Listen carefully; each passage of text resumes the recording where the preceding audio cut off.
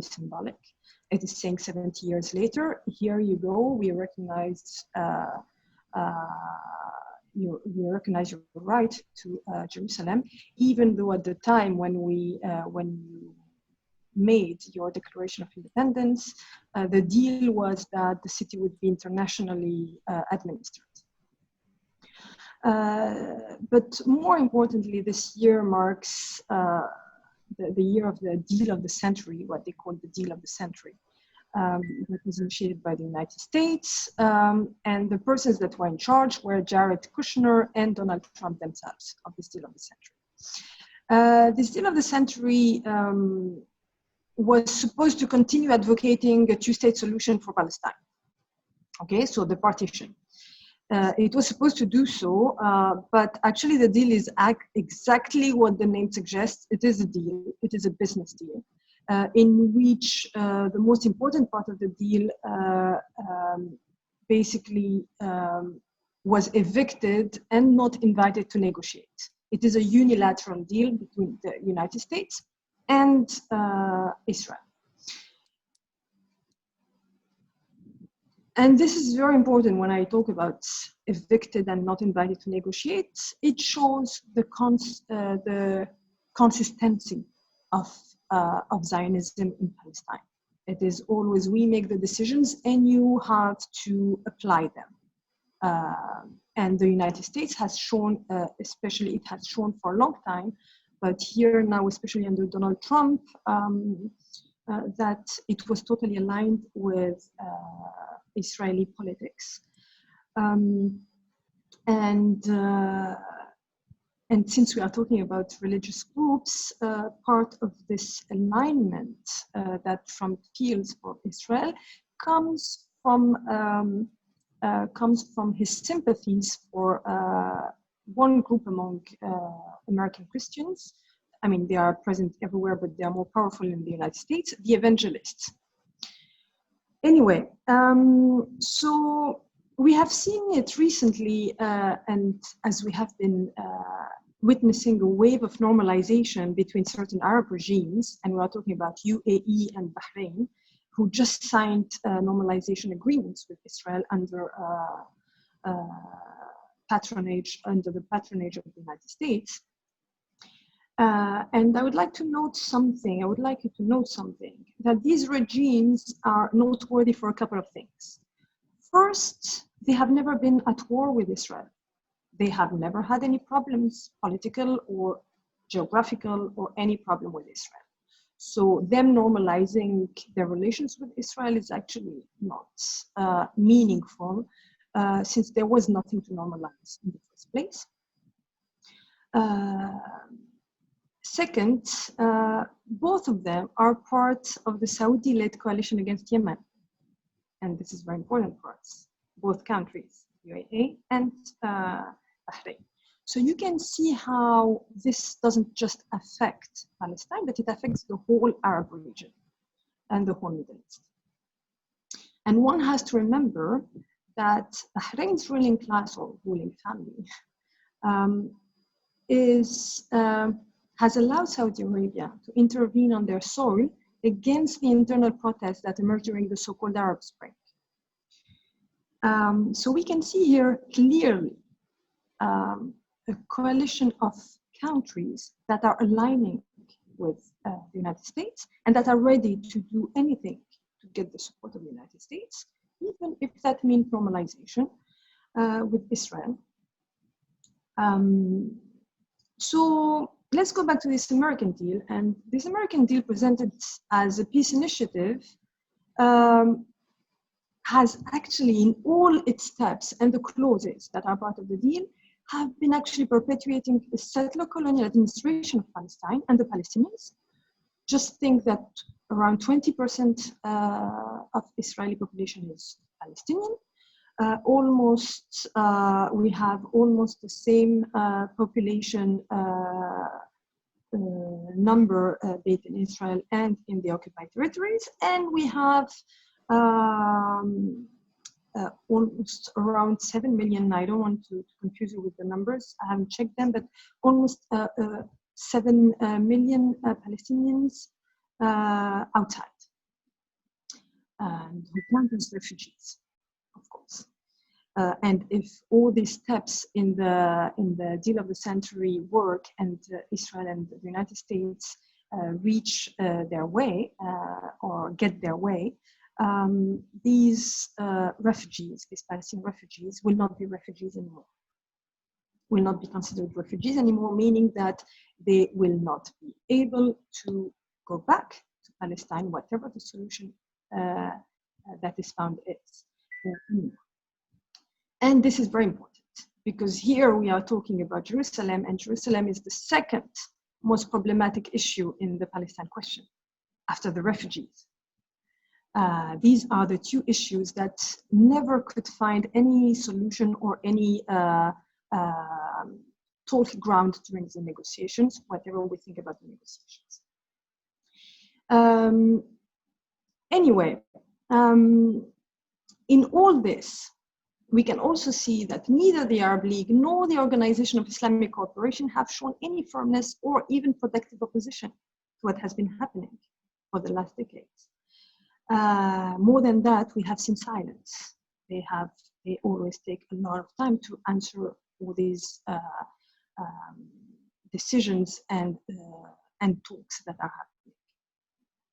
So now we can see that while the Palestine question is a political question, and I do believe that it is very important to point it out here, it is a political question. And the solution to the Palestine question has to be political. However, the religious element, when we are talking about Palestine, especially Jerusalem, is so important that one cannot talk about Jerusalem without talking about faith, religion, and all this leads us to the holy sites, because this is clearly the subject here. So when I saw the theme of the webinar, I thought two things. Like, first, of course, Jerusalem, just like any other holy site should be open to all believers, whatever their religion is, and indistinctively from their religion, even if they are not part of these monotheistic faiths, Abrahamic faiths that we are talking about. Second, if we are talking about the administration of the holy sites, there is already in place an organization that leaves every religious group in charge of its own holy sites. In Jerusalem, Muslims organize and administer Muslim sites. Jews do that with Jewish sites, and Christians, of course, in their diversity, because you have the whole diversity of Christianity that is present in Jerusalem, administer themselves their holy sites in a more or less autonomous way. But then comes politics, and this is the spine of the problem, or because basically here we're in a situation where religious groups suffer from politics, and politics that are not driven by religion. We have to be very to pay attention here. Politics, be it Palestinian, when we are talking about Palestinian policies and decisions, or more importantly, the one that has hold of the land, Israel. Israel does not act out of religion. Okay? It uses religion for political purposes, but the aim is not at all religion. And it has always done that. And even before Israel, the Zionist movement has done that. The very choice of Palestine as a settlement place was not religious per se. It was Zionist leaders who thought that by choosing Palestine, they would have more support from Jews all over the world, especially at a time when the majority of Jews were totally against Zionism at the beginning of the 20th century. So to come to your question about the significance of Jerusalem for other religions, well, we know the significance for Islam, obviously, and for Muslims. And the religious significance is strong for both, for the three religions. It's, okay, for Muslims, of course, Al-Aqsa is one of the holiest sites in the world for Muslims, and even during the first decade, Muslims prayed in the direction of Jerusalem. Now, for Jews and Christians, it is very, very strong because it holds strong messianic expectations. Let me explain. Let me explain first about the sites themselves. So for the Jews, it's essentially the Western Wall.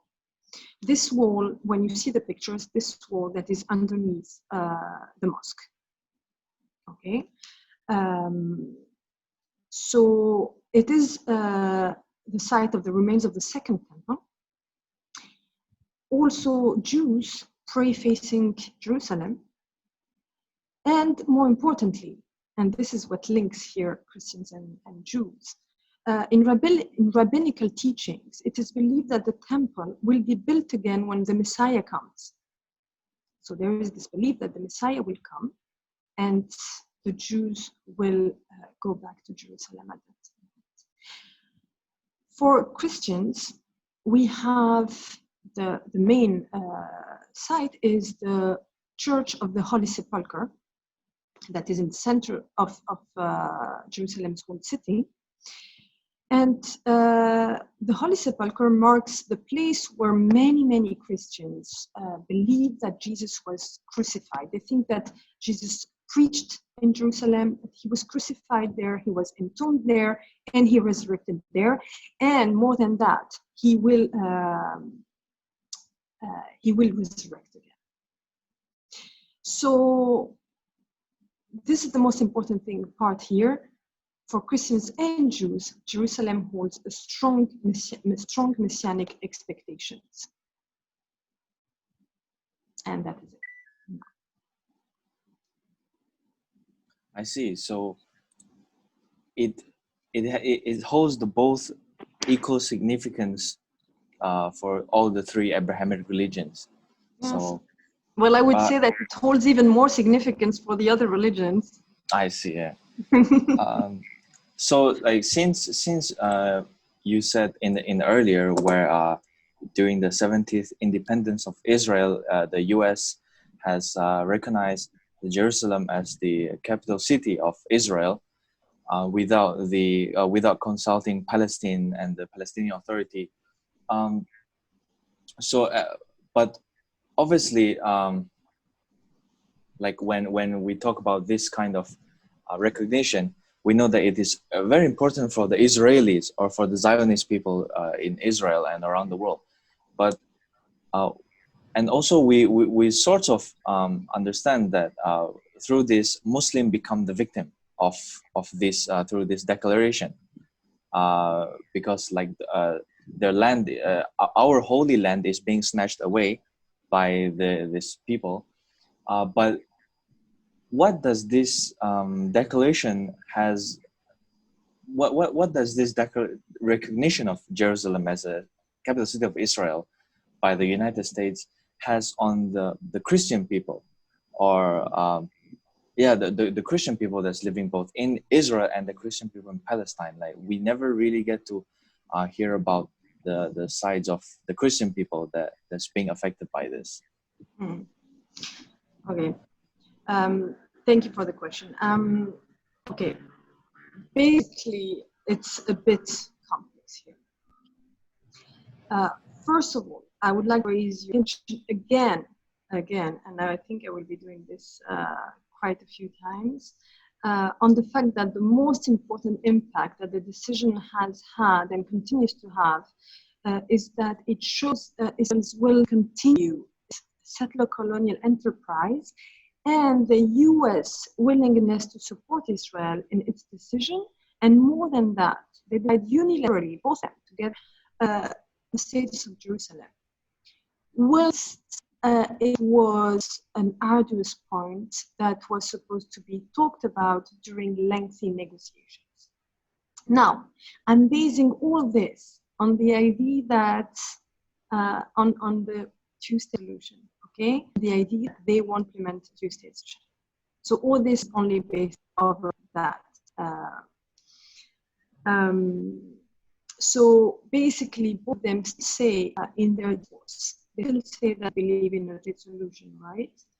Although they have hinted here and there that a one-state solution might be opportune for Israel, but politically speaking, they're still holding on to two-state solution, actually for discourse reasons.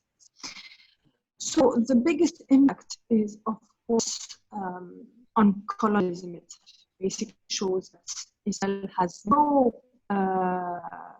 thought about stopping its colonial process, its settler colonial process. And it's showing that the United States, instead of being promoting peace, as they have been saying all these years and all these decades, are actually supporting Israel in its settler colonial process. And here I'd like to remind you of the fact that the United States itself is a settler colonial country. It is based on settler colonialism. They annihilated the natives and they created a new society in the United States, in the Americas. So this is the biggest thing that we have to learn from this, from the Jerusalem issue. It shows the lack of commitment that Israel and the United States have for the two-state solution and all the United Nations resolutions. Indeed, on the international level, and here we are talking about the League of Nations, the predecessor of the United Nations, both believed Jerusalem would be nationally administered. Okay, whatever happened to Palestine, Jerusalem in the plans was in the United Nations plan, it was partitioned in two states, one Jewish and one Arab, and Jerusalem keeping an internal state. Of course, this was possible for Palestinians, of course. And of course, this is not the ideal solution. But this is international community's solution. So basically, the United States and Israel are saying, we don't care about the United Nations resolutions. We don't care about our agreements before, and we are moving on, moving further. So it was that I wanted to say again. In the talks, the position was they were to stay, and Jerusalem will be the kind of both they were to share it, right? So there was East Jerusalem and West Jerusalem for Israel. So they are saying again, this will not happen. We want Jerusalem. And the thing is that in Zionism, Jerusalem has never been open to negotiation. In Zionist discourse, Jerusalem has always been the future capital of Palestine. We understand that. It's new, the continuity. So that political problems between the political impact on religion and the impact that we have on Muslims and Christians will not be the impact that it has in the Palestinian national community. Palestinian national community is diverse. There are Christians, there are Muslims. The majority of Muslims are Christians. So it will have an impact on the Palestinian national community, political impact, and of course a religious impact for the Palestinian national community. Israel is in charge of Jerusalem. And Jerusalem is the capital of Israel.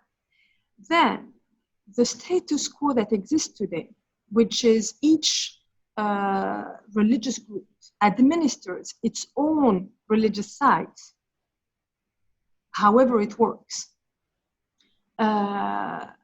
Muslims through Waqf, and this will not continue because Israel, if Jerusalem is the capital of Israel, Israel cannot allow religious groups that are not supportive of the new status quo to administer their own holy sites. It will not have it. we can see it has already been embedding the Muslims' administration of Mosque of Islam. And it has already been involving itself in the administration of the Holy Sepulchre. So the impact on Christians and Muslims will mainly be about the administration of the holy sites, who will administer them, how many people will be able to visit them. Will you have to ask special permits, or will they consider that since Muslims are hostile to Israel, they will not let them visit them at all? Because you know already today, and although Jerusalem has not been acknowledged and recognized as capital of Israel by many countries in the world, by most countries in the world actually, Israel is still deciding who will be allowed to go to Jum'ah prayer, for instance, Al-Aqsa, and who will not. Who will be able to come to the other part of Palestine to come to there, and who will not, etc. So the impact is as much political as religious, and the problem here is that it makes Jerusalem, the question of Jerusalem, it makes it fully religious. This is the problem. The problem is that it makes us forget that it is a colonial problem in the first place, and focus on other questions, the question of religionization, religious administration, whilst actually move this totally political issue. I see. Oh, that's actually very. It goes way deeper than what normal people know Sorry? about. I hear you. I'm sorry. Okay, can you hear me? You can hear me?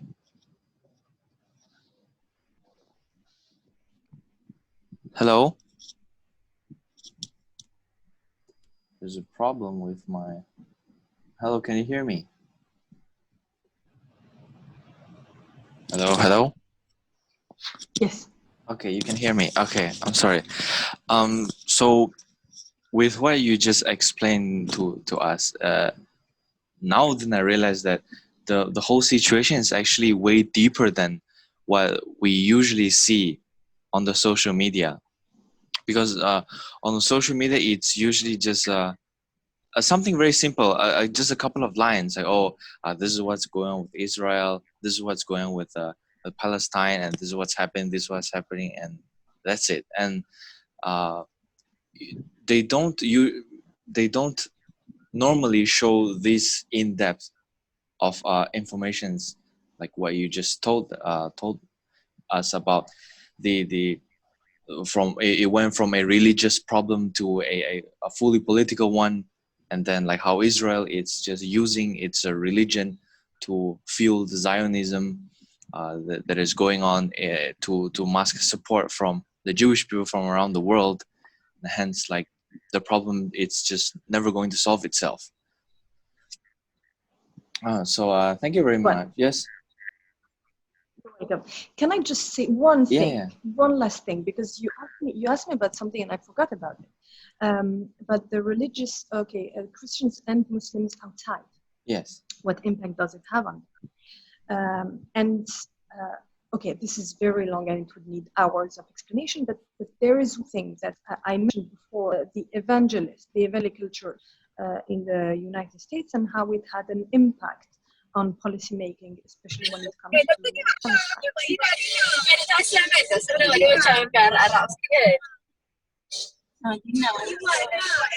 Ainur, I think you need to Can stop you mute your microphone? Okay. So sorry. what I was saying is that, no problem, these things happen. That the evangelical, for instance, we know that among evangelical Christians, 82% of them believe that Palestine belongs to Israel, that Palestine is for the Jews. And they believe this not from the goodness of their hearts. Remember, they think that the Messiah will appear there and that the Jews will be gathered there for the end of time. Basically, they are waiting with a lot of impatience that Jews gather in Palestine and get killed, so that the Messiah can come back, basically.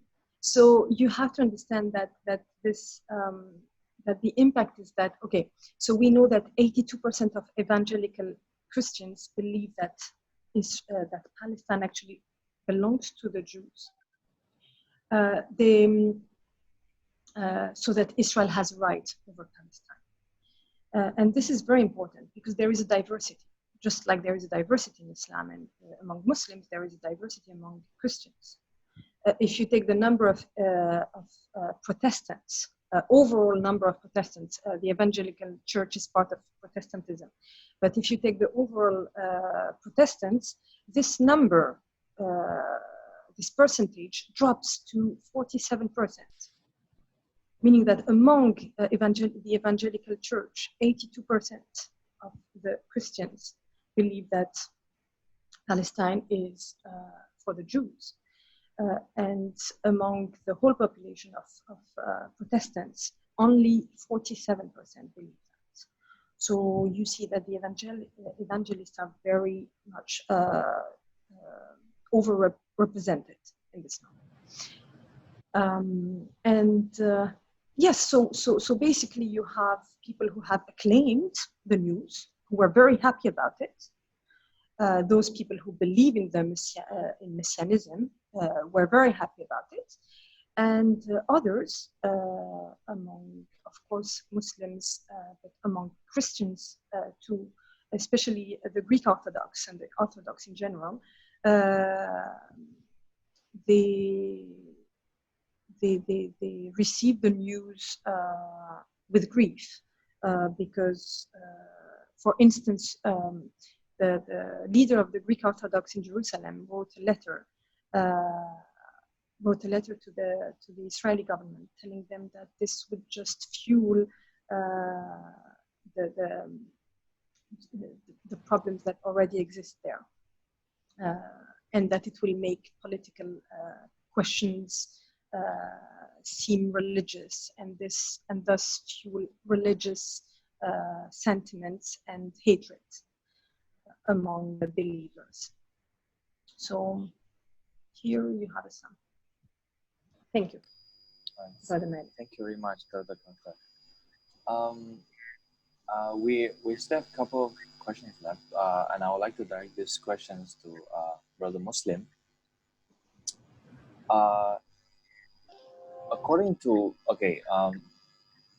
religious aside, because right now, you know, the America and the Israel, the Israeli government, apparently the White House has come up with a Middle Eastern peace plan, which is to share the Jerusalem state with the Palestinian, but with the Israeli still in control with Jerusalem. And many have supported this, and many are against this idea of sharing Jerusalem with Israel and Palestine. So, what do you think about if Jerusalem is to be shared as both the capital city of Palestine and the capital city of Israel? So, like, what is your perspective, and what are the majority Palestinian people's thought on sharing Jerusalem? Because if especially both sides won't budge, and Israel is not willing to give up any land, or is not willing to give up anything regarding to the land they have claimed, or just Jerusalem, and the Palestinians are also want to hang on to the fact that Al-Quds or Jerusalem belongs to them. So with this plan, theoretically, what would you think the people of Palestinians, what are their thoughts and what is your perspective from it? Thank you very much, brother. I would like to start by thanking you and the organizers for this beautiful discussion. I'm very glad to be here with Dr. Kautar as well. It's a good opportunity to discuss one of the most important issues uh, in our current times. Talking about the situation in Jerusalem and about the Palestinian perspective, one should look at the larger context in which the situation in Palestine is unfolding. I do believe that developments in Palestine are very related to other international developments, whether in the region or in the international political system. What happens in Palestine affects the international political developments, and what happens internationally certainly has its impact on the Palestinian life. Uh, I wish to highlight a few points before delving into the situation in Jerusalem and Palestinian perspectives towards that. Number one, it's not only a Muslim issue, and it's not only a Muslim-Jewish conflict. Sometimes, especially in the minds of many Muslims, since the majority of the Palestinians are Muslims and the Israeli regime is run by Jews who use the Jewish scriptures, then this is a Muslim-Jewish conflict, and it is a religious conflict which should be drawn with religious perspectives in. I believe it's much more sophisticated and complicated than that. Yes, there is a religious dimension. At the end of the day, Palestine is a holy land, not only for Muslims but also for Christians and Jews. And the people in Palestine and the Zionist population as well have religion as one of the main factors shaping their lives. But if we look at the broader context, we will realize that this is a much more complicated issue. It's a political issue, as Dr. Kauthar has just said.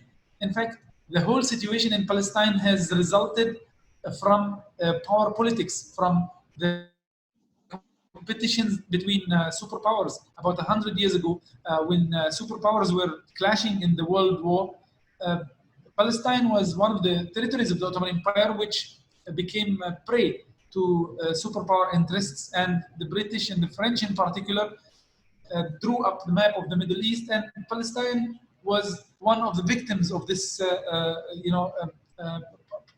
this power competition. And the balance of power served their interests. The Ottoman Empire collapsed, and the British, as well as the French powers, were able to draw the map of the current East.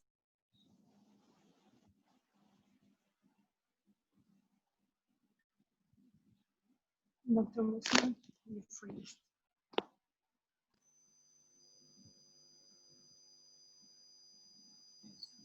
Brother Muslim, hello.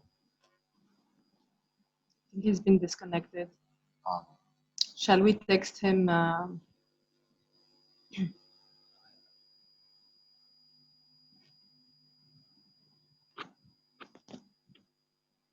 Can someone text him to make sure of his that he has a good connection, or that? Yeah.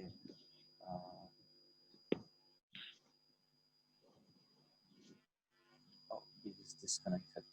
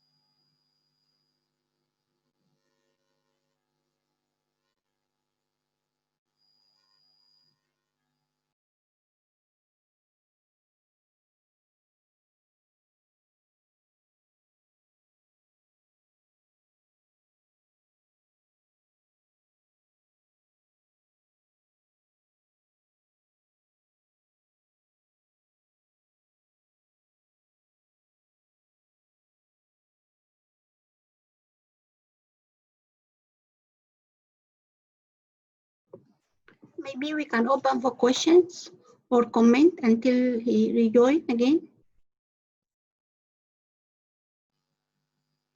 Sure. So regarding the question just now, where Brother Muslim was talking about not only religions involved, it's more of a political and competition between the superpowers. So Dr. Kauthar, like, what are your views and opinion on the question that was being asked to Brother Muslim, which is like, what are the perspective of as a Muslim, like, what is the perspective from a shared Jerusalem?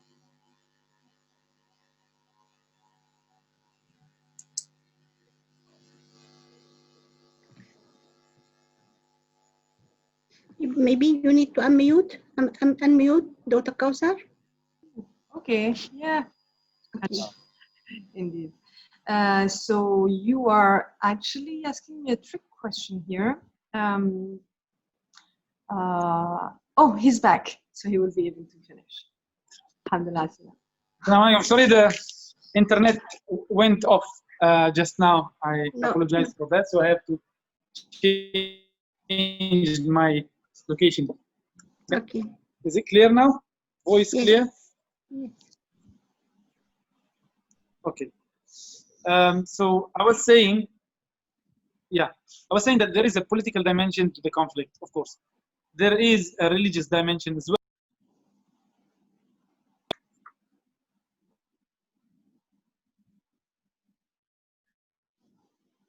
Hmm. It's disconnected again.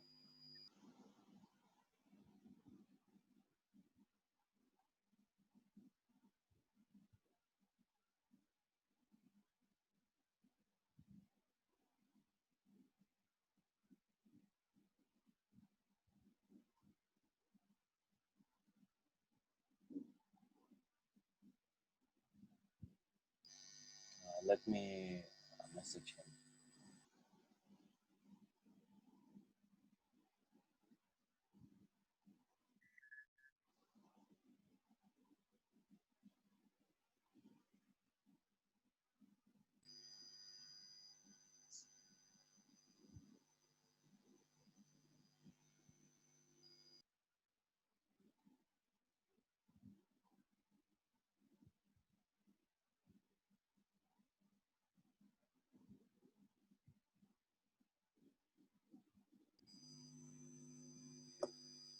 Hello, Brother Muslim.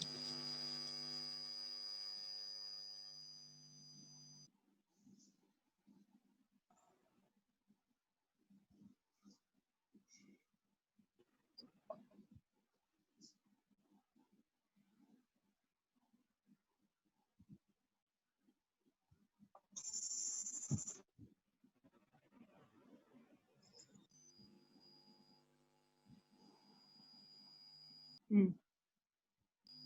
No, he just said he's on handphone and he left.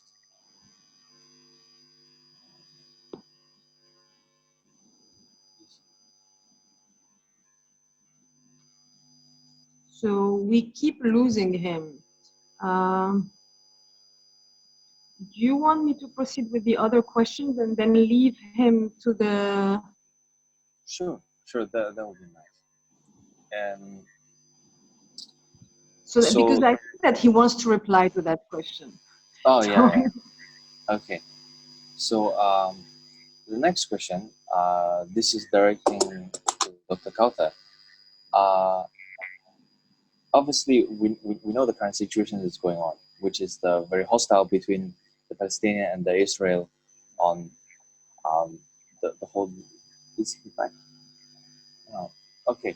So theoretically, by sharing Jerusalem between the Palestinians and the Christians, between the Palestinians and Israelis,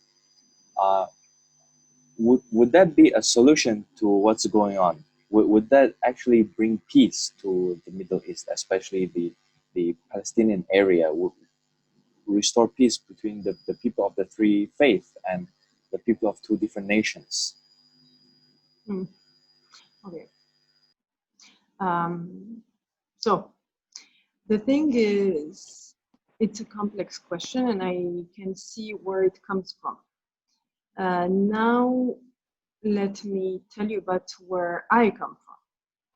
And where I come from, I mean, as I told you, the Palestine question is a political question. I only see it as a political question, and religion is important to the places because the specificity of the place is that it's the place of birth of three Abrahamic religions, more or less. Of course, Islam was born in Saudi Arabia now, I mean, the current Saudi Arabia, but Jerusalem represents as much for us as it does for the others.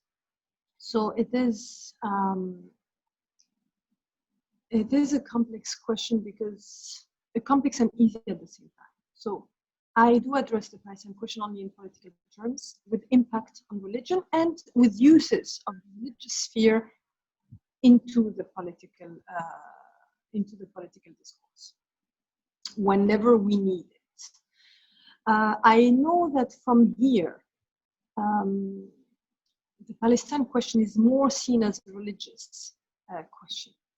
The questions that I deal with are Dr. Kauthar, and the Muslims. What is the role of the Muslims in the liberation of Palestine? What can we do? But Israel despises us. Israel this, and the Jews this, and the Jews this, and so. But where I come from, this is not the real question. The real question is really political, and religion is seen as a tool and as a faith. Religion and political tool on. So I can't see how sharing Jerusalem among Christians, Muslims, and Jews can be a solution for a political problem. But let me tell you something else. The thing is that the city has been shared for centuries among these religious groups, and it was quite good. Of course, some problems here and there, some riots, but it has a history that is shared. It has been a history. Different religious groups only cite and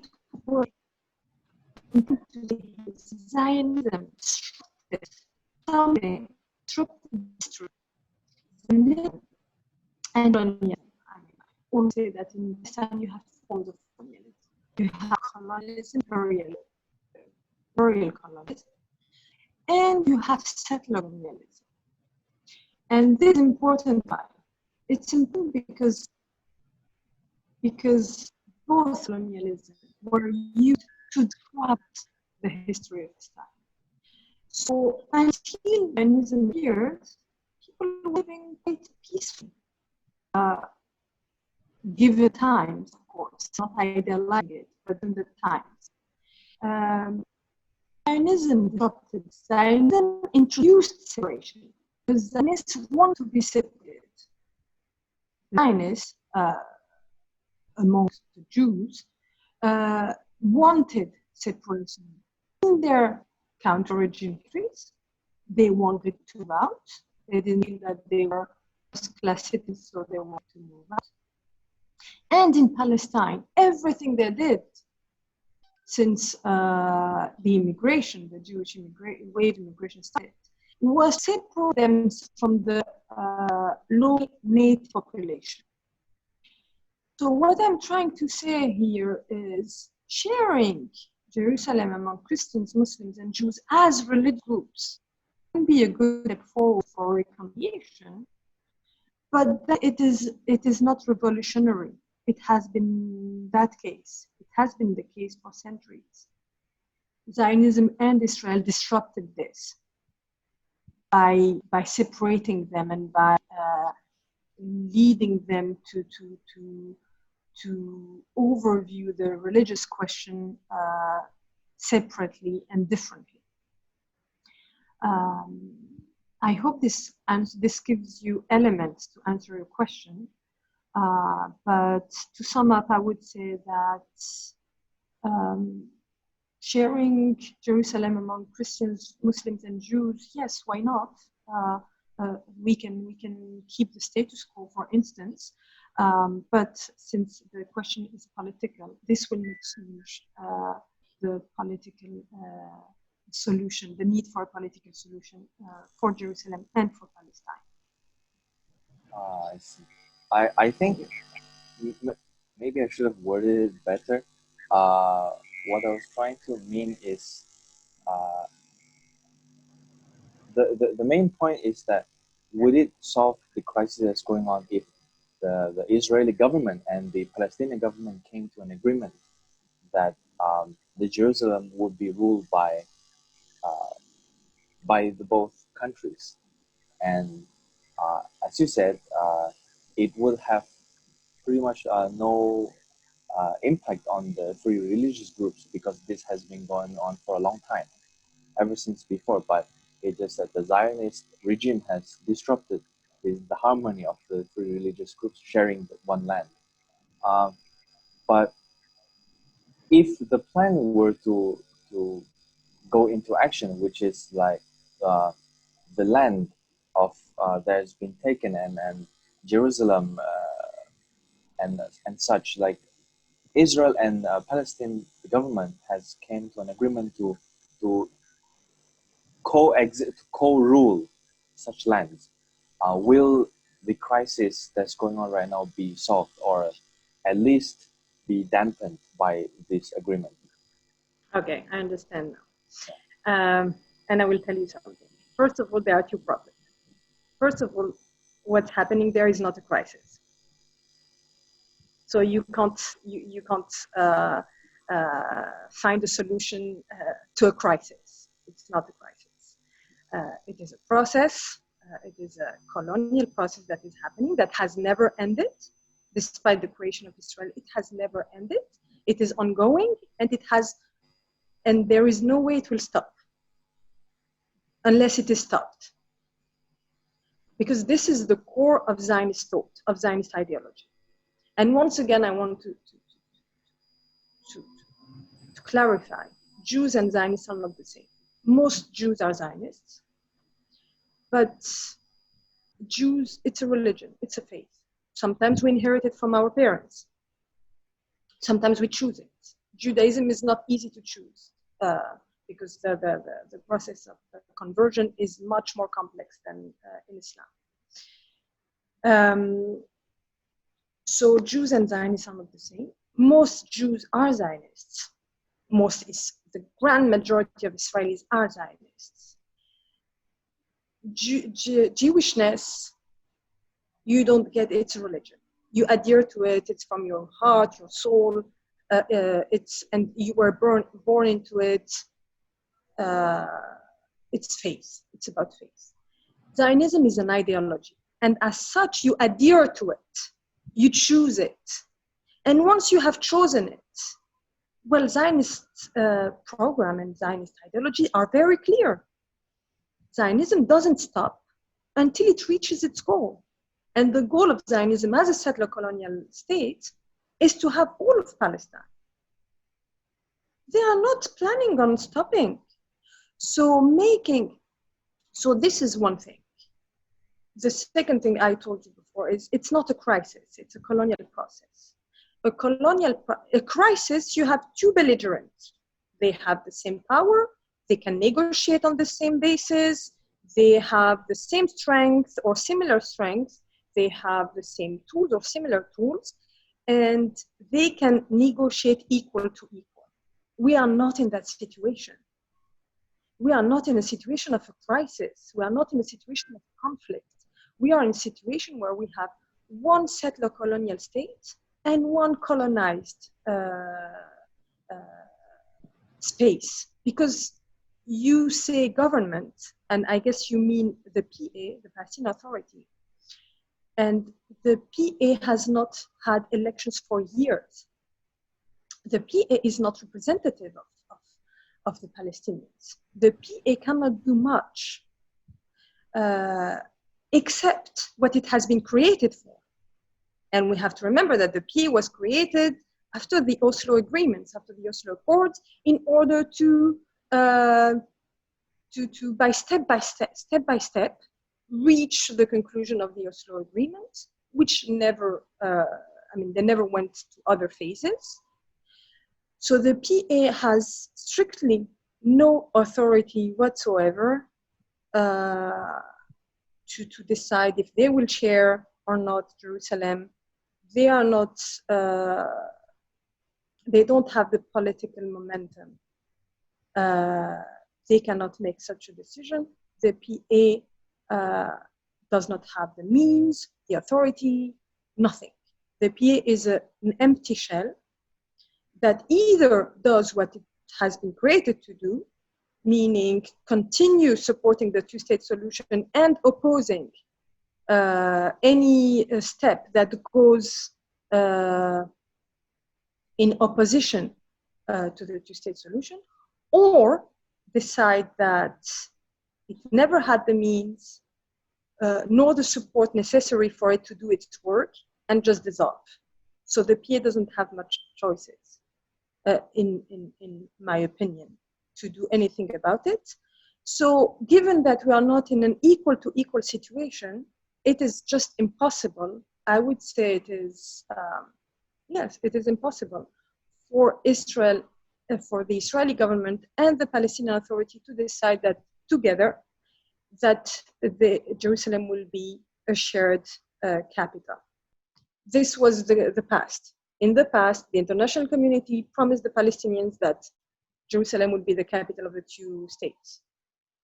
In the present, the international community is not stopping Israel from making Jerusalem its capital. And more than that, the United States are actually encouraging it and pushing other states. You might have seen that hilarious clip with the Serbian president. Was it the president or the prime minister? I don't remember exactly. Who went to the United States to sign an agreement, and then he realized that he actually signed for moving the embassy of Serbia to Jerusalem. So to answer your question and to answer the next question about the government and how can the government, the Palestinian government, achieve in sharing the capital, this is not possible in the current conditions. I see. Thank you very much, Dr. Kawthar. You're welcome. And Brother Muslim. Is Brother Muslim still here? Brother Muslim.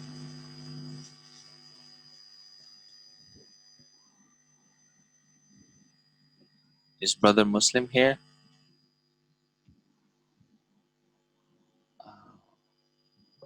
I think he's. He is here. Yeah. Okay. So. Is he disconnected? I don't see him in the participants list. I can see Brother Muslim.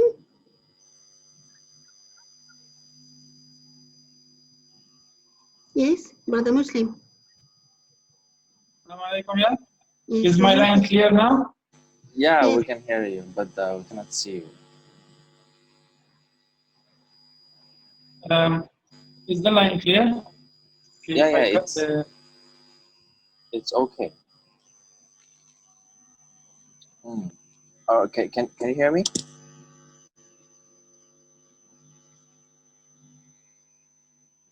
All right. So would you like to continue from the questions that were earlier directed towards you, which is on the perspective, the Palestinian perspective of theoretically if the capital would share.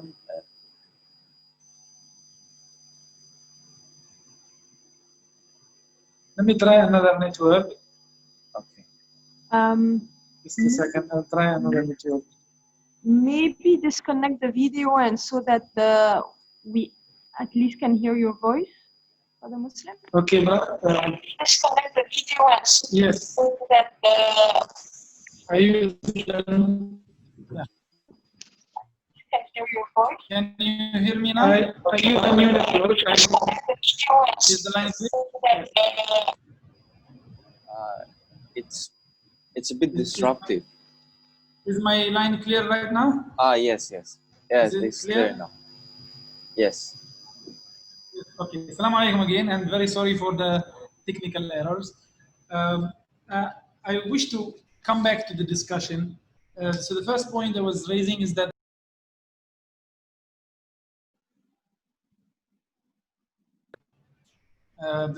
the conflict in Palestine is not a religious one. There is a religious dimension, but I agree with Dr. Kauthar. It is one of the last colonial, conflicts. It's a remnant of the European colonialism. It started when the Europeans were still colonizing most of this continent, most of the earth, but it did not end like other colonial projects, because Israel is in a way, is very similar to the South African kind of colonialism. These are settlers who have come here to stay. They did not come to Palestine to steal resources and leave, unlike what the British did or the French did in most of their colonies. The Zionist settlers, especially after the Second World War, they've come to stay. And this makes it a more complicated type of colonialism. It does not mean, however, that we should accept it and just sit idle. We have to end this colonial occupation, and we have to, settle the problem once and for all. But what is happening? Let's look at the current developments. Is what these Arab countries and international players doing, helping in bringing peace to Palestine and to the Middle East? In fact, what's happening is to the contrary. The American deal of the century, the plan that was devised by President Trump's son-in-law and Middle East envoy, is complicating the situation in Palestine. This Peace for Prosperity plan, or what media calls the deal of the century, is all about making Israel a regional superpower. So the main goal of this plan is not to settle the conflict. It's not to end the Palestinian-Israeli conflict once and for all. The main purpose of this plan is to enable Israel to become a regional superpower. So you look at, to me, the deal of the century is twofold. One is to deal with the Palestinians, and the other is to deal with the region. To deal with the Palestinians, the ideas of the Israeli right wing have been put down in a proper plan in this Jared Kushner proposal, and the American administration has basically discarded the Palestinian side completely. They don't want to deal with the Palestinian resistance. They don't want to deal with the Palestinian negotiators. They want to dictate terms on the Palestinians. The Palestinian section of the deal of the century is basically about making the Palestinians cheap labor for Israeli settlements. It's about maintaining a few Palestinian inhabitants who are subject to apartheid laws, especially in the West Bank and the 1948 territories. And at the same time, eliminating any Palestinian resistance. That's why the Palestinian resistance in Gaza is isolated. That's why the Palestinian refugees will never get the right to return. The American administration is working very hard to discard their right of return through weakening the UN RWA and through other proposals and plans. And Jerusalem is to be an Israeli property only, the Golan Heights, the West Bank, etc. So this is the Palestinian section of the deal of the century. It's not about settling the conflict. It's not about bringing two sides to discuss what's best for them. It's about annihilating Palestinian existence. In fact, President Trump, with his white supremacist right-wing ideology, is trying to copy what happened in North America when the American immigrants, the Puritan immigrants came to North America and found original inhabitants. The solution to this problem was not to negotiate with the Red Indians. It was to annihilate their existence, to finish off the existence of the original inhabitants. So they succeeded in North America. They're trying to implement the same policy in Palestine. But it will not work out because the Palestinians are Norid Indians. The Palestinians have been resisting very hard. They continue to exist in the West Bank, in Gaza, and even in 1948, the Palestinian refugees, almost half of the Palestinian population, are still persistent to go back to their homelands and to get back to where their parents were expelled from. The second section of the deal of the century has to deal with the region, and it will explain to us when we discuss it now. It will explain to us why are some of these regional, powers running after Israel, chasing the Israelis to normalize relations with them. I believe that the American superpower has interests everywhere in the world, just like any superpower in history. They want to dominate the Middle East, just like they dominate North America, and in fact the Americas.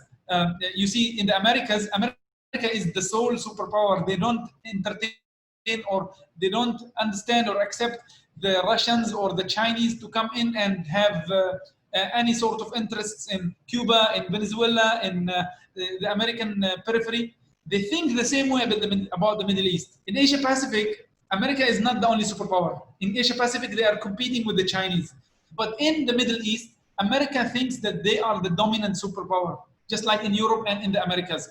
And in order to perpetrate their hegemony over the Middle East, they have taken Israel as their military base, as their proxy, as their ally in the Middle East, which will help them dominate the Middle East and maintain their policy. So in the Middle East, if you look at American policy in the last 10 years, they have been implementing a grand strategy, something that the American strategic thinkers talk about, conquering the region through allies, through proxies, and through creating further divisions and weaknesses of within the major powers in the region. So no Middle Eastern power is allowed to dominate. That's why they put sanctions in Iran. That's why they work hard to weaken the Turkish government. That's why even some of their close allies like Saudi Arabia are not let alone. They don't leave the Saudis to operate on their own and to be overconfident. They always try hard to break the big entities. They broke Iraq in 2003, and they are successfully breaking down Syria, Libya, Yemen, and other regional powers. So if you don't work along with the American foreign policy in the Middle East, your destiny is to be broken up or to be weakened through internal and external pressures. In this, according to this perspective, which I've just highlighted, Israel is to become a superpower, a regional superpower.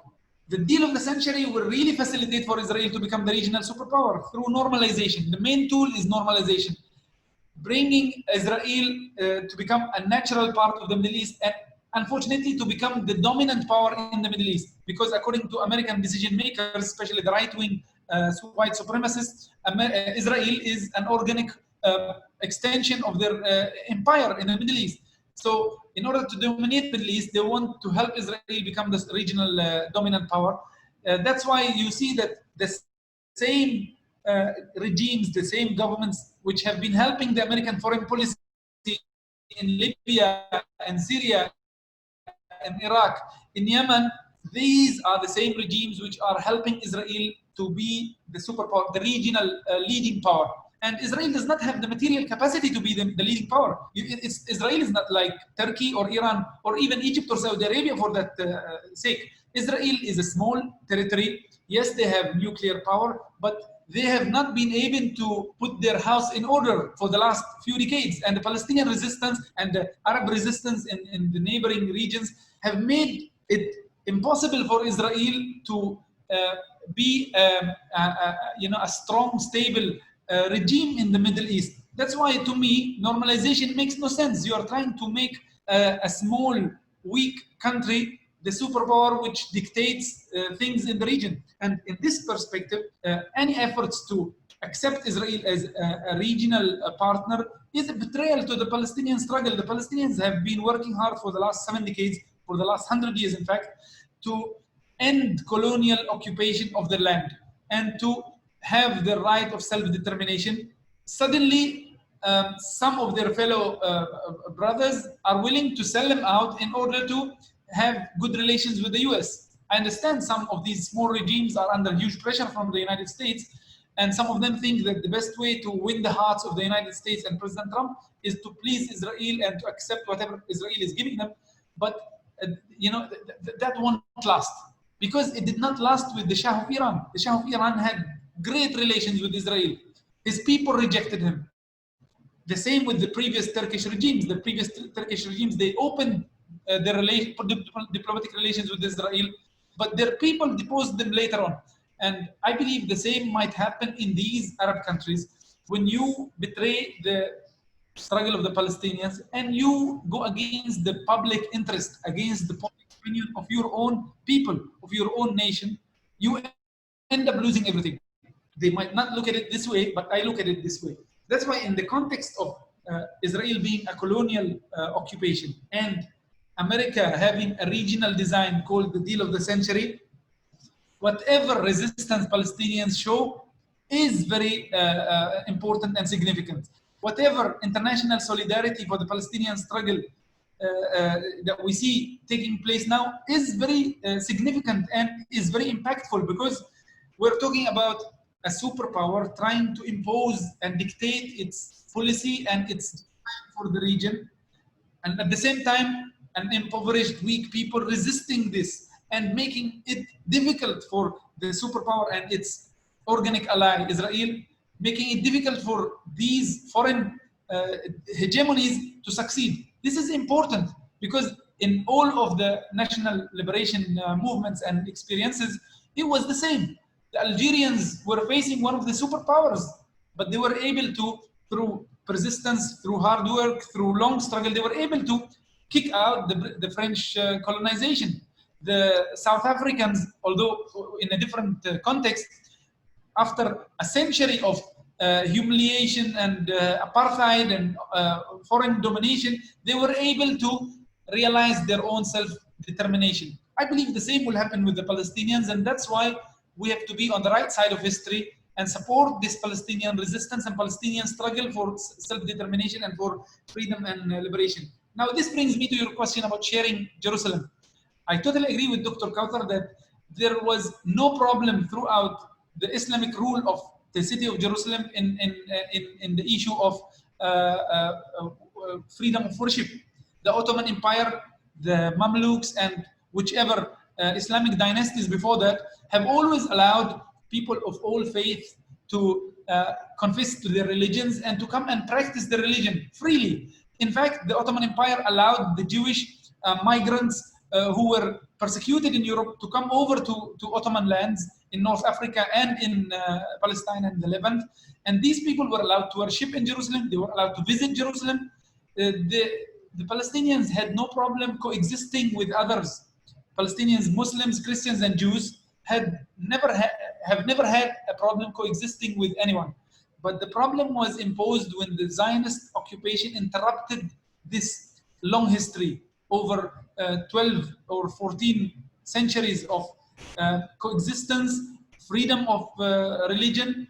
The Zionist occupation came over and established a new foreign entity in the Palestinian land and took over half of Jerusalem. In 1967, they took over the rest of Jerusalem. They declared it the united eternal capital of Israel and the Jewish people. And they have been practicing a policy of Judaization. What is Judaization? It's simply trying to convert the identity of Jerusalem from an international city, from a city open to all faiths, from a city with a lot of Islamic and Christian elements and manifestations, into a Jewish-only territory. But that is not even accepted by all the Jewish people. In fact, there are many Jewish people, liberal Jews and Orthodox Jews in the US, in Europe, and even in Israel, who reject this Israeli and this Zionist plan. The Zionist ideology has hijacked the Jewish faith. They try to use the Jewish scriptures to continue to impose their occupation over the Palestinians. They are no different from ISIS. Just like ISIS has hijacked the Islamic faith, they try to misinterpret Islamic scriptures and Islamic literature to serve their own interests. The Zionist occupation is actually doing exactly the same. They try to portray Jerusalem as a Jewish-only city. They try to transform the names of the streets, to expel the population of Jerusalem and the West Bank, to allow Jewish and Christian tourism only to the city. They have been practicing a lot of discriminatory and racist policies to transform the identity of Jerusalem. But they failed to do so because of the strong resistance which the Jerusalemites, which the Palestinians continue to exhibit in the city of Jerusalem and in Palestine. You know, it's not about, for instance, the conflict in Gaza. It's not about how much weapons the Palestinians have and is it realistically speaking right for the Palestinians to resist this way or that way. I look at it from a different perspective. It's a moral struggle. Morally, the Palestinians are the persecuted nation, the original inhabitants, which have been subject to all kinds of colonial discriminatory policies which aim to uproot them and finish them off, but they continue to resist. It's important from this perspective because if the Palestinians succeed in bringing back their rights, in ending occupation, in ending this colonialism, every other nation which is under persecution can do so. Just like the South Africans, the blacks in South Africa have struggled for decades to end discrimination, to end the white colonial mindset which has been ruling them. Just like these people succeeded and inspired everybody else in the world, the Palestinians can do the same. And they have been trying hard to do so, but alone they won't be able to do it. As the Arabic proverb says, one hand cannot clap. You know, you need two hands to clap. And you need all kinds of efforts to end occupation, to end this colonial occupation of Palestine, because it is supported by the main superpower.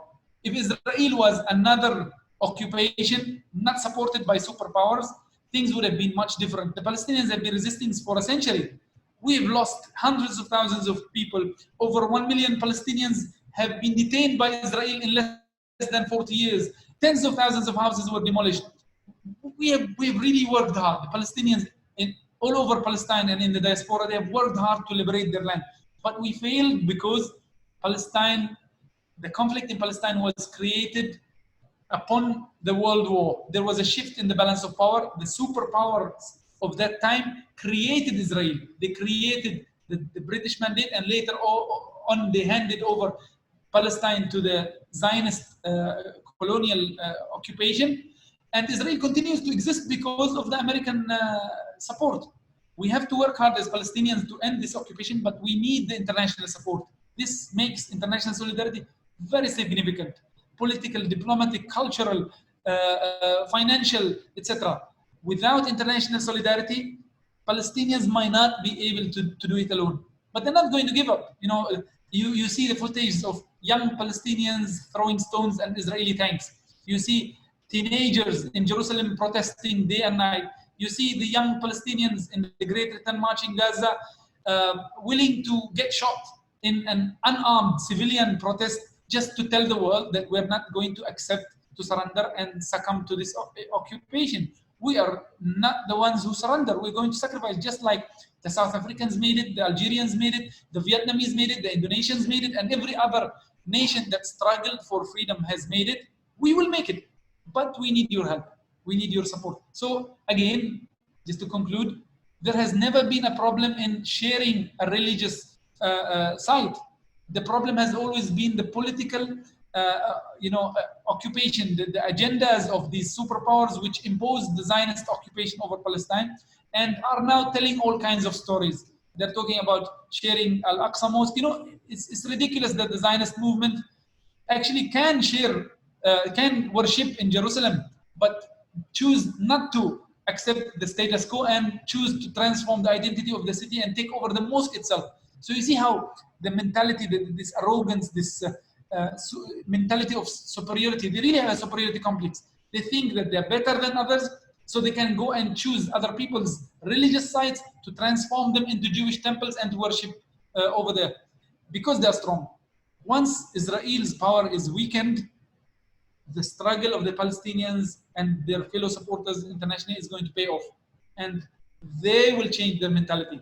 At one point of time, when Israel is weak, when the American support declines, they will be the ones who are willing to give up Zionism and abandon this defunct ideology and ask for coexistence. Just like the Nazis, when the Nazis lost power, you had a totally different situation in Germany and in Europe. The Zionists are very powerful now. That's why they don't want to talk peace. That's why they don't want to talk solutions.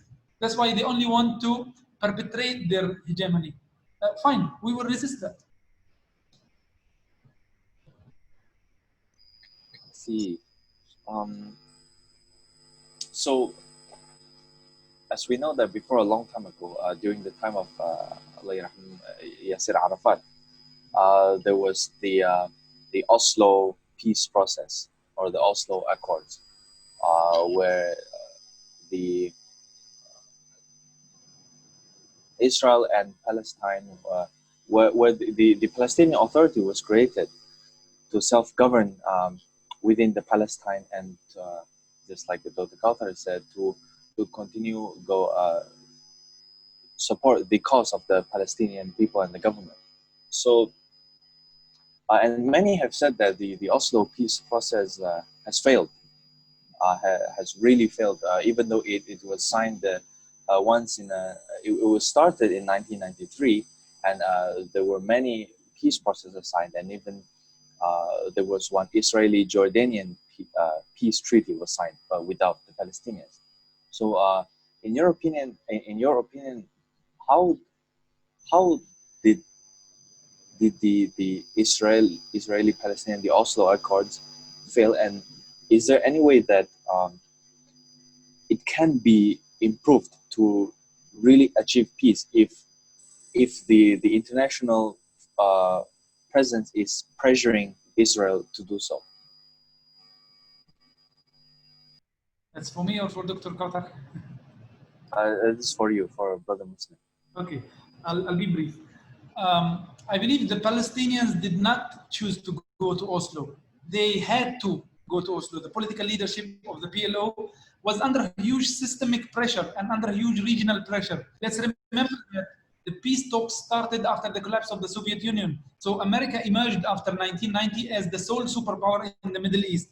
They had no choice. The Palestinian political leadership was under huge pressure to give up its armed resistance, to give up its resistance in general of Israel, and to find a solution. So Yasser Arafat and the Palestinian leadership had to think of a way. And unfortunately, their Arab brethren, their regional environment was not helping them, because there were also internal and external changes happening in the Middle East. The Iraq War, we remember that the whole international community, or a majority of the international community, came under the American banner to kick Iraq out of Kuwait and to dictate terms for the Middle East. So ever since America came in the early 1990s, people in the region did not have much choice. But Palestinians opted to choose the peace process at that time.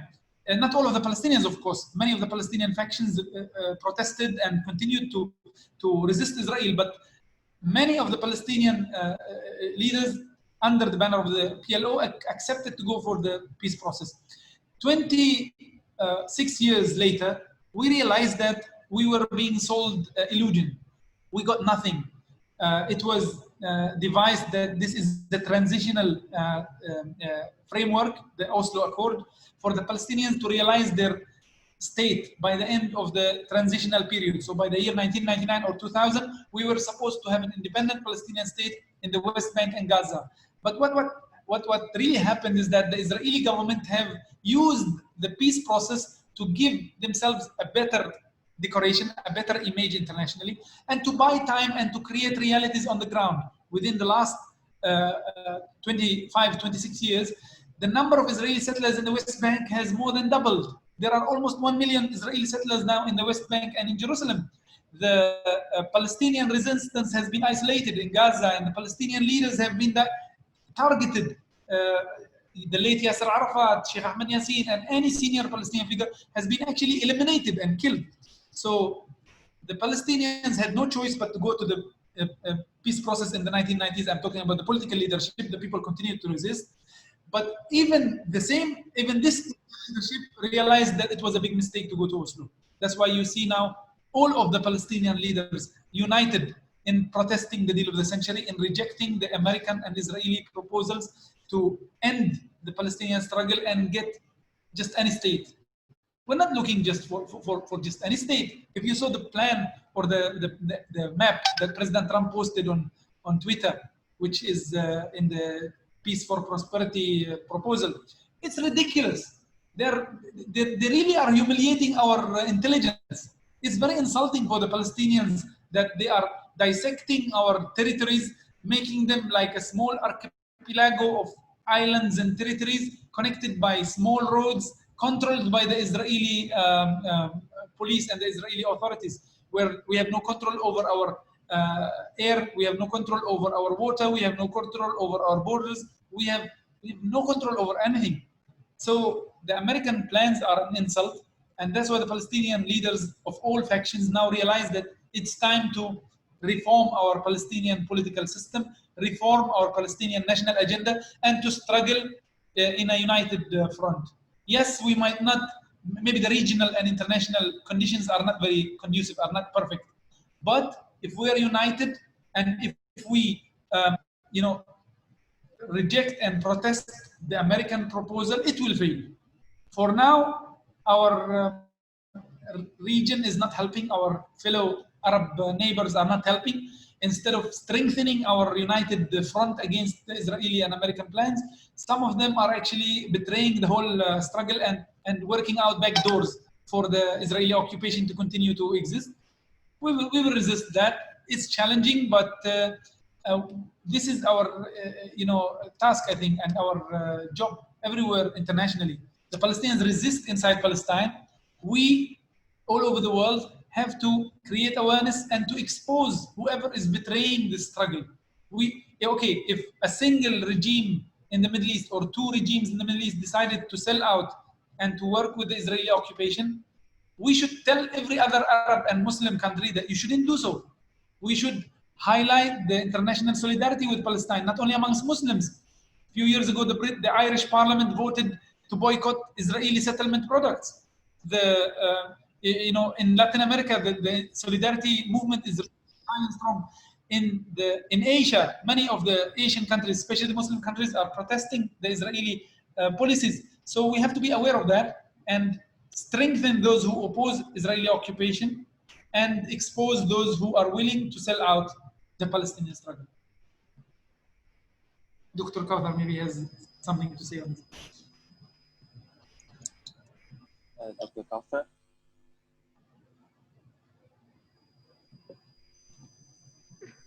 Just to unmute the microphone.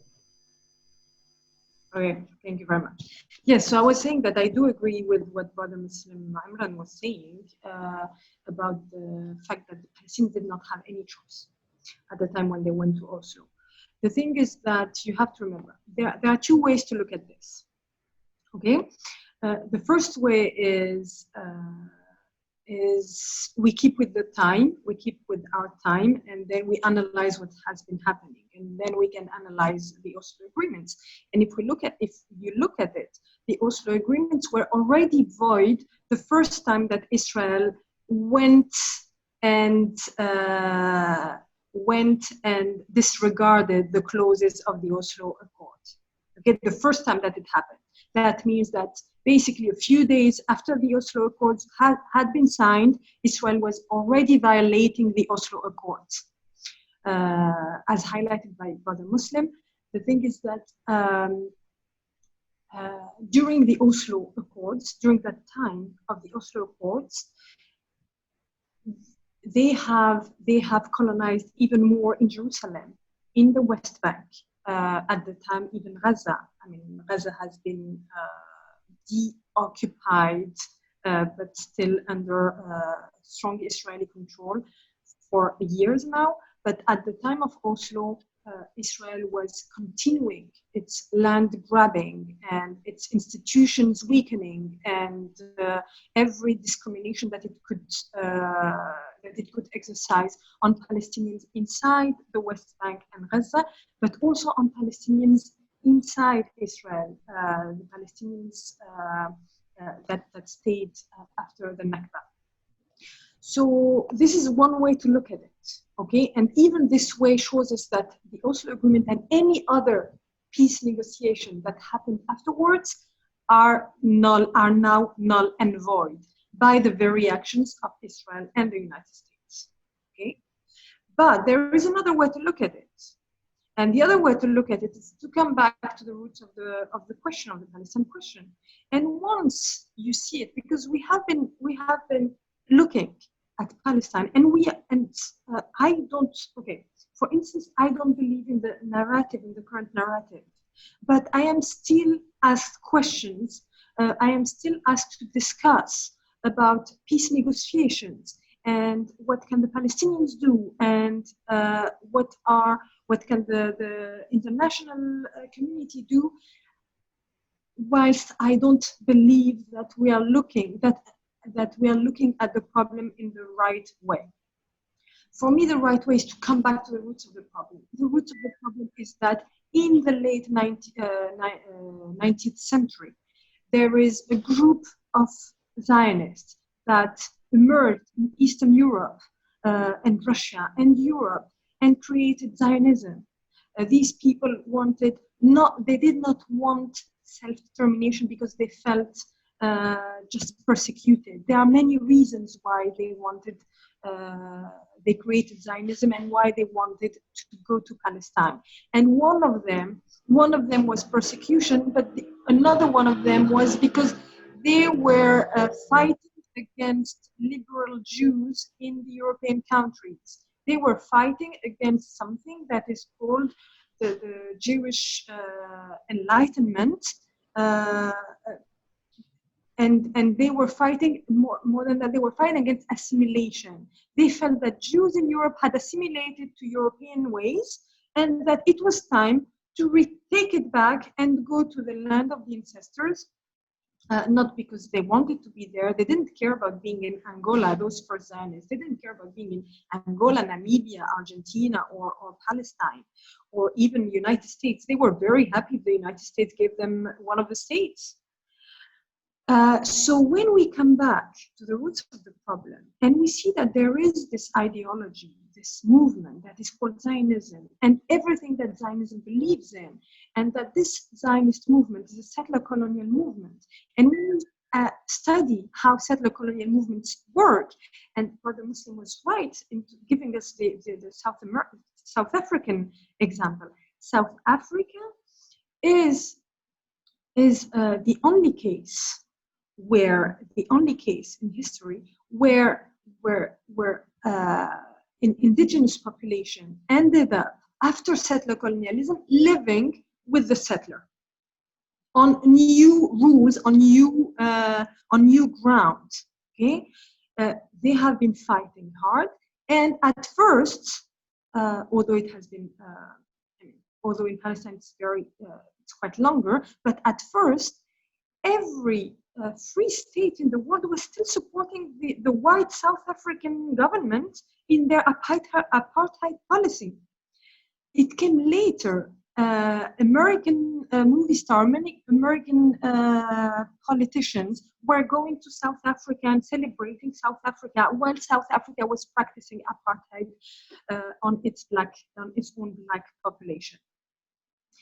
So, of course, after that, things have changed, and we have had an intellectual, artistical, and political support to the anti-apartheid movement in South Africa. And as we know now, apartheid is over, although we still have the remnants, and they are still fighting against discrimination that has been built over decades. In Palestine, we're not in that situation. In Palestine, we are still in a resistance and liberation movement, facing a settler colonial movement that is still supported by the majority of the countries, of the states in the world, and also by the international community that is not, that as long as it is not doing anything to prevent Israel from doing what it is doing, means that it is actually supporting it. So if we come back to this explanation of the origins of the Palestine question, and I don't like calling it Palestinian-Israeli conflict because it doesn't give it justice. But when we go back to the roots, then we understand that, okay, there was Oslo, there was Madrid before, and Madrid was quite better than Oslo. I mean, I remember that Edward Said was criticizing so vehemently Oslo. He even wrote a book about it afterwards. He even published these critiques in a book afterwards. But then you have Oslo, and you have Camp David 1 and 2, and you have Geneva, and you have, of course, all these agreements that have been signed with Jordan, and all this basically is just the continuity of the same thing.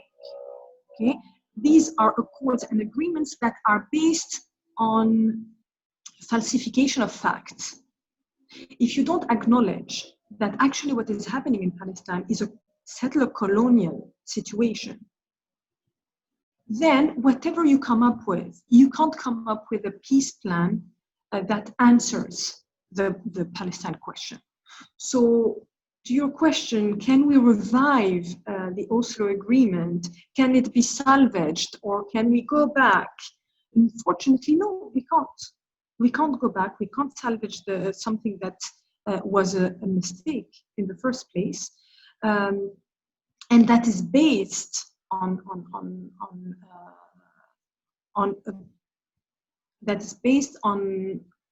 a problematic explanation of the Palestine question. So yes, I do agree with Brother Muslim that indeed the Palestinians were pushed to agree to these because they did not have any other choice, and they will be pushed to do it in the future too. They are resisting now this deal of the century, but can you imagine all the pressure that they are going through right now? Can you imagine? And this normalization process has a purpose, has many purposes, as explained by Brother Muslim. But one of the how to say this? One of the objectives of normalization, of normalizing relations with other Arab countries, is to isolate Palestine, of course. Is to isolate those who do not want to normalize their relations. It's to make them weaker. So now on, they will have not only to deal with Israel, with the United States, and with all these hostile powers, but they will have to deal with people who are supposed to be in their camp. And that's why I also do think that we have to think outside the box, okay? Outside the box. So by that I mean that Arab solidarity doesn't mean much. Okay? Muslim solidarity doesn't mean much. We have Muslim countries that have recognized already Israel and that are working with Israel. So the question, and I would invite you to look at other struggles that are happening out there. I think the new models of struggles are out there, and we can look at places like Black Lives Matter. Okay. Black Lives Matter is a comprehensive movement. It deals with all the problems on a global level, and that's how we need to deal with Palestine. So as much as I understand your concern for Jerusalem, I would say that it is important to see it in the context of Palestine, in the context of the region, and in the global context too. Because what we do in Palestine impacts on the rest of the world, and what is done outside impacts on Palestine. So yes, and to conclude this, I just want to specify again where I'm calling you, and what I'm calling you to do is to go back to the roots of the Palestine question, to understand better what is happening today and what will continue happening, because this has not failed. I mean, none of the historians were surprised when they saw that Benjamin Netanyahu was negotiating with Donald Trump for Jerusalem to become the capital of Israel, or when they decided that Israel would annex part of the Jordan Valley. No one was surprised by that. because that's how settler colonialism works. Settler colonialism is relentless. As long as it can progress, it will. So no amount of peace negotiations, peace talks, they do not mean anything, especially put that way. A peace talk is when people want peace. People who have the same negotiating value want peace, and we are not in that case here. Peace negotiations means that you have belligerents that are ready to talk together, but as pointed out by Brother Muslim, the Israeli establishment and the United States have kept, during the last decade, have kept saying that they did not have a partner for peace, and they have been isolating them.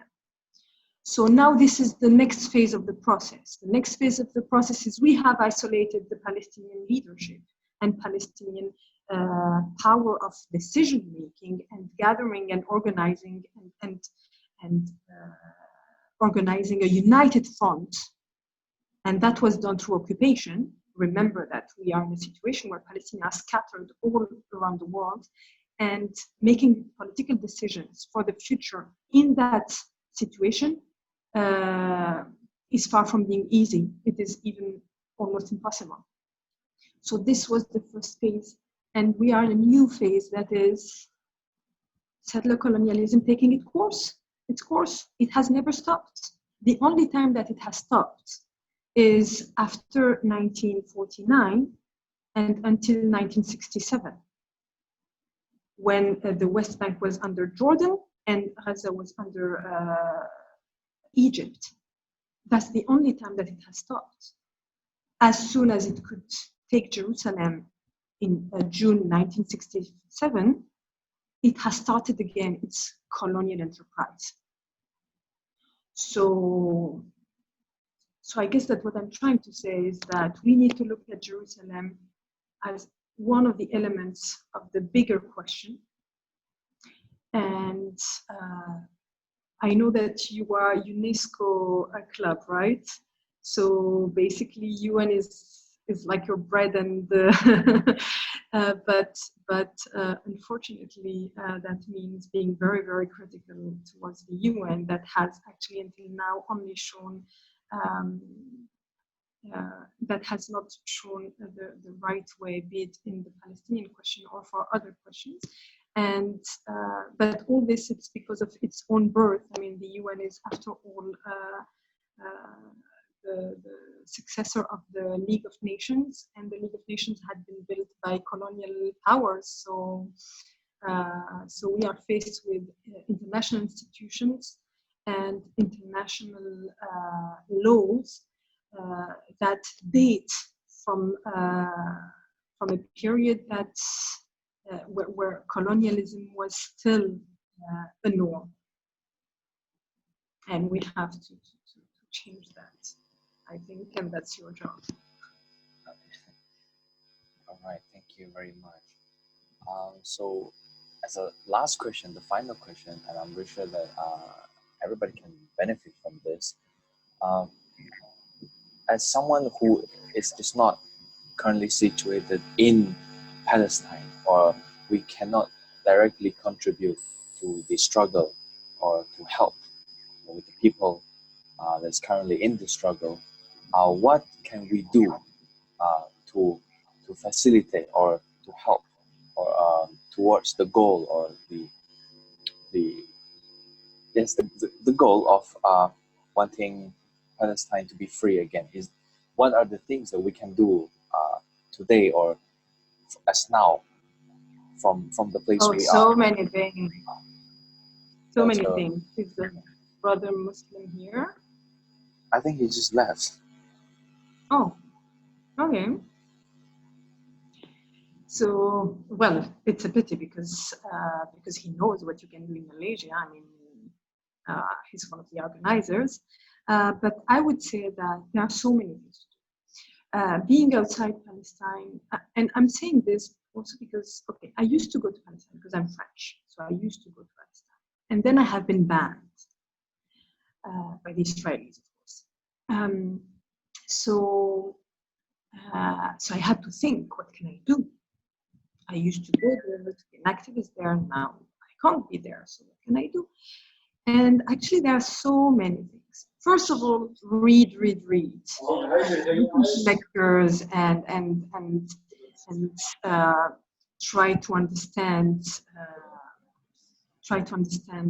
the roots of the Palestine question, because this will help you understand better everything that is happening now and what you can do to help or to be in solidarity with Palestine. And this is important, and I'm sorry because of course, I mean, as a lecturer, you would expect me to tell you to read, but actually you really need to read to understand it, because I hear so many misconceptions every day about it.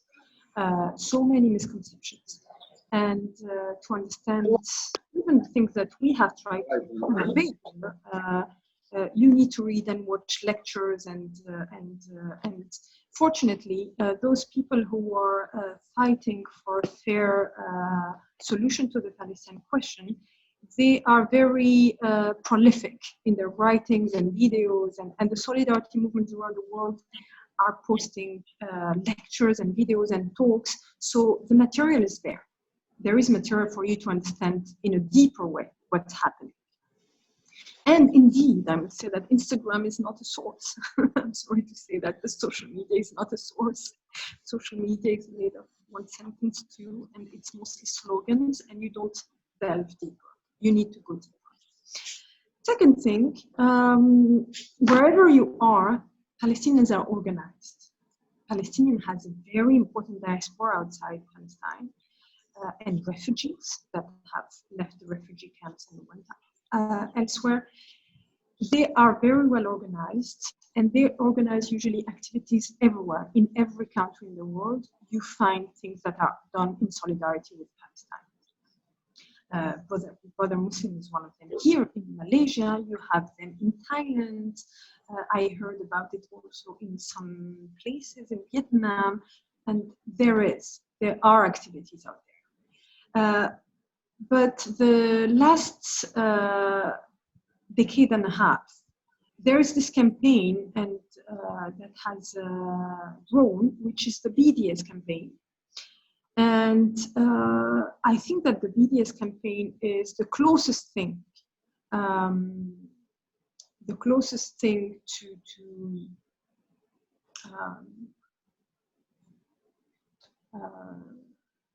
to Palestinian response to what has been happening since the Second Intifada.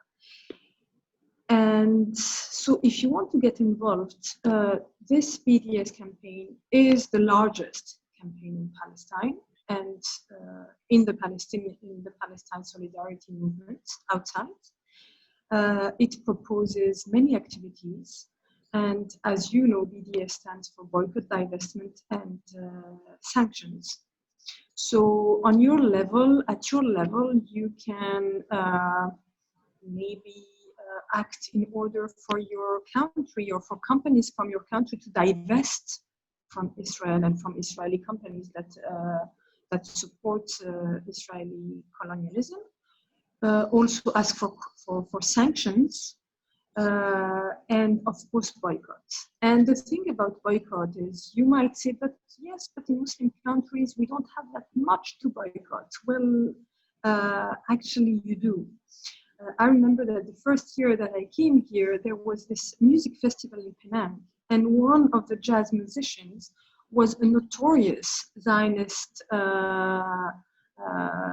artist, and he was participating to this festival in Penang.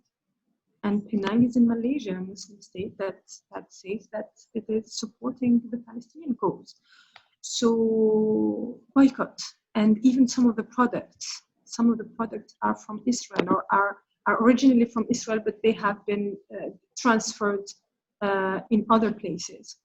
So check these things. But yes, read, inform yourself. Check what Palestinian organizations exist in your countries or cities, and go to them and ask them what you can do. Usually they know, and I know that there is a BDS campaign here in Malaysia, and I know that Brother Muslim Imran also organizes many activities with solidarity activists here in Malaysia and outside. So I will leave this question to be answered in more detail by Brother Muslim Imran. Thank you. Thank you, Dr. Kauthar. So, Brother Muslim, you were disconnected just now for a brief while. So the question I asked Dr. Kauthar was, as someone who is not in Palestine, who cannot directly contribute Palestine, what are the things that we can do to help fight the cause, or to help the struggles the Palestinians are struggling from here we are in Malaysia? What are the things you can do? Maybe can you share a little bit? Okay, thank you for asking this question. I believe one of the most important things that can be done is to have better understanding of the conflict, better understanding of the root cause of the conflict. And since most of the participants in this webinar are students, I think it's the best time for them to learn about the conflict and the background of what's happening in Palestine.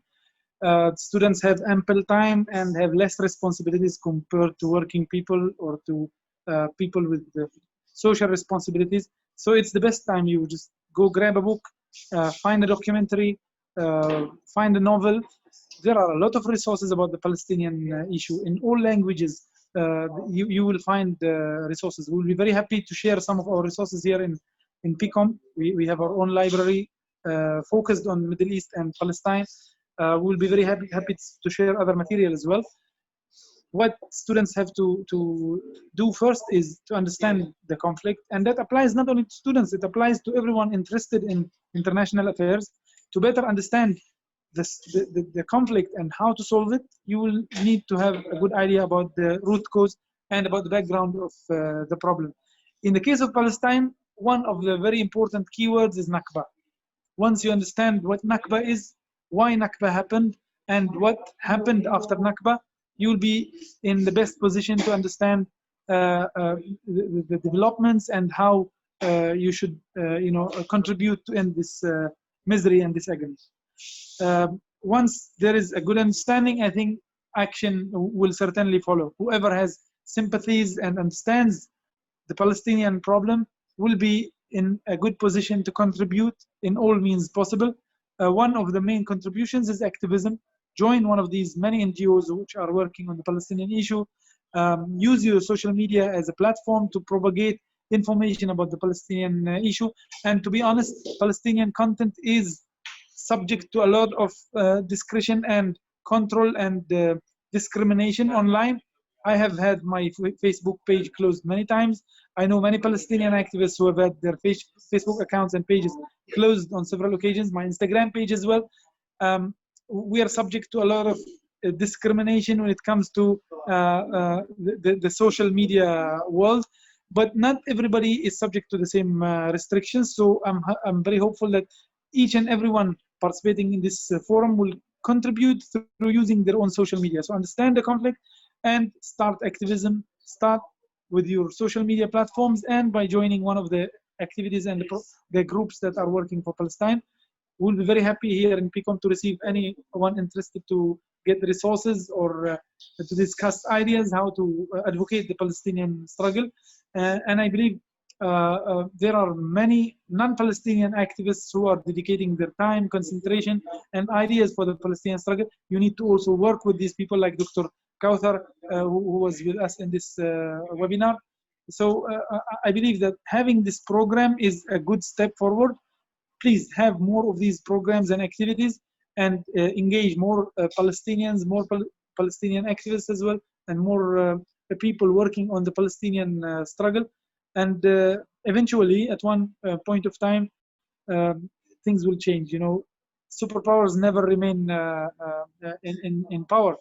We have seen throughout history the Portuguese, the Dutch, the Spanish, the British, all these were big empires, big superpowers that declined. the US will not be the dominant power forever, and Israel's occupation of Palestine will not continue forever. So let's participate in ending this injustice. It will end. I'm very certain about that. But will you individually have a role in ending this injustice or not? That's the question. Thank you very much for having me, and thank you for this forum. Thank you very much. Thank you very much to both Brother Muslim and Dr. Kauthar on sharing the very knowledgeable truth and facts on what's going on right now in the Jerusalem and Palestine. And I hope everybody that attended the webinar today has learned a lot from two distinguished guests. And so Brother Muslim has already told us, and both Brother Muslim and Dr. Kauthar told us to read more and educate ourselves more on the topic so that we can influence other people, we can share more on the topic. And then if you don't like to read, watch documentaries. That's not a problem. Just the get resources. yeah. Get resources, yeah. So I hope everybody has learned I something. think there's a question in the chat. There is? Maybe question. Somebody asked a question from Facebook Live. Says, what can we expect from the normalization with Israel in the Middle East? Will there be any changes in method towards the solidarity with Palestine if more Muslim countries begin to support normalization with Israel? I personally think normalization will only strengthen Israel, will further weaken the Palestinians. So if more Muslim countries normalize relations with Israel, Israel becomes a stronger power. The Palestinian rights are going to be violated further. So this is in very simple words. Normalization means you're giving bullets to Israel to shoot us.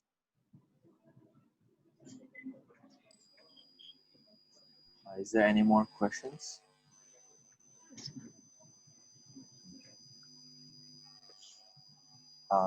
So once again, thank you to both speakers for taking their time to join us in this program to educate us on the topic. And I hope that in the future we can be having more programs like this to raise awareness towards the campaign to free Palestine. So thank you very much. Thank you, Malik. Inshallah, we'll see you again next time. Thank you, Dr. Kauthar and Dr. Aisha. Okay, thank you very much. It's Thank very you, Dr. fruitful and informative. Thank you, Dr. Kauthar. Thank you, Muslim.